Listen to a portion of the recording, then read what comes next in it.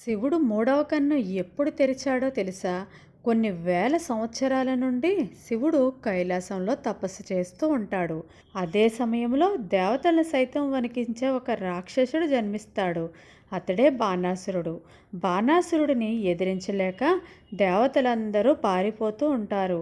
అప్పుడు శ్రీ మహావిష్ణువు బాణాసురుడి దగ్గరికి వెళ్ళి, ఈ ప్రపంచంలో ఉన్న వారందరికీ నువ్వంటే చాలా భయం ఉండవచ్చు, కానీ ఒక్క శివుడికి తప్ప.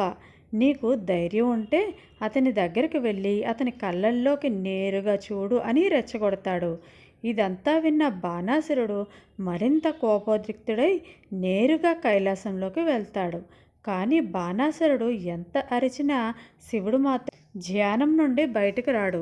దాంతో బాణాసురుడికి కోపం వచ్చి శివుడు ముఖం మీద కాళ్ళతో తన్ని గట్టి గట్టిగా నవ్వుతాడు. కళ్ళు తెరువు, కళ్ళు తెరువు అని గట్టి గట్టిగా అరుస్తాడు. దాంతో శివుడికి కోపం వచ్చి మూడవ కన్ను తెరిచి ఆ బాణాసురుడిని భస్మం చేస్తాడు. ఈ వీడియో కనుక నచ్చినట్లయితే ప్లీజ్ లైక్ చేయండి.